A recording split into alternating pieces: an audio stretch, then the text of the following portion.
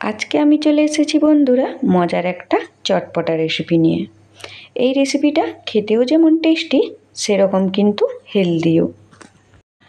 আজকে আমি আপনাদের সঙ্গে শেয়ার করব চাটের রেসিপি।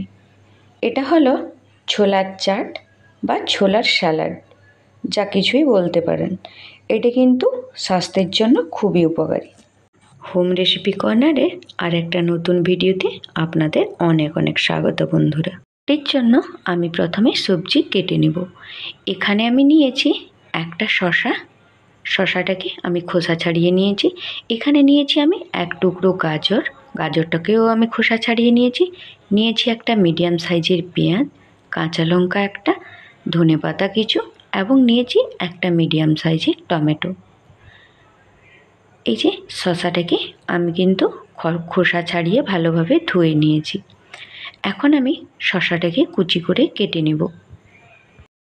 এখানে আমার শশার খোসাটা লাল হয়ে গেছিল, তাই আমি কিন্তু ফেলে দিয়েছি। আপনারা কিন্তু বন্ধুরা সবসময় চেষ্টা করবেন শশার খোসা সমেত খেতে, কারণ শশার খোসাতে কিন্তু অনেক পরিমাণ ফাইবার থাকে। তাই আপনারা বন্ধুরা সবসময় চেষ্টা করবেন শশাটাকে খোসা সমেত খাওয়ার জন্য। এখন আমার শশাটা কুচি করা হয়ে গেছে। এখন আমি এখানে কুচি করে নেব পেঁয়াজটাকে। আমি পেঁয়াজটাকে কুচি কুচি করে কেটে নেব। এই যে পেঁয়াজটাকেও আমার কুচি করে কাটা হয়ে গেছে বন্ধুরা। এই যে দেখুন কুচি করা হয়ে গেছে।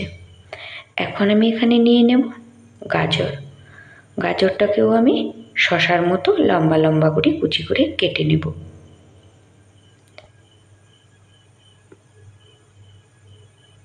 এই যে গাজরটাও আমার কুচি করা হয়ে গেছে। এখন আমি এখানে কেটে নেব টমেটোটা।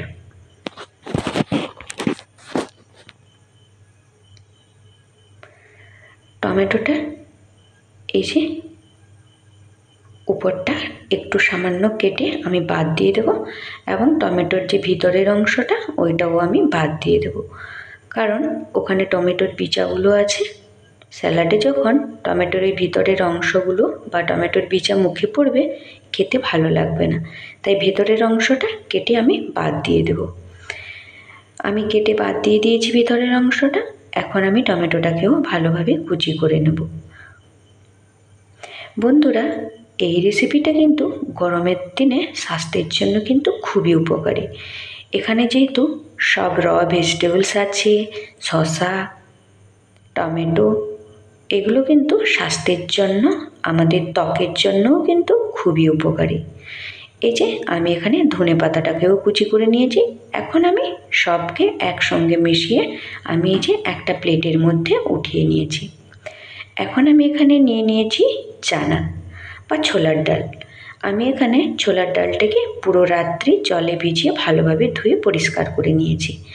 এখন আমি ছোলার মধ্যে মিশিয়ে দিলাম বিট নুন, চাট মশলা, এবং আমি এখানে দিয়ে দেব লেবুর রস। এখন আমি দিয়ে দেব কুচি করে রাখা সব সবজিকে। এখন আমি সবগুলোকে ভালোভাবে মিশিয়ে নেব। আমার এই ভিডিও যদি ভালো লাগে বন্ধুরা অবশ্যই লাইক, শেয়ার, কমেন্ট করতে ভুলবেন না, এবং এইরকম সুন্দর সুন্দর বাঙালি রান্না দেখার জন্য অবশ্যই আমার চ্যানেলটাকে সাবস্ক্রাইব করে পাশে থাকা বেল আইকনটা অন করে দেবেন, যাতে আমার ভিডিওর নোটিফিকেশান সবথেকে আগে আপনার কাছে পৌঁছায়। আজকের জন্য বন্ধুরা এই পর্যন্ত। দেখা হচ্ছে নতুন আর একটা ভিডিওতে। ততক্ষণ ভালো থাকুন।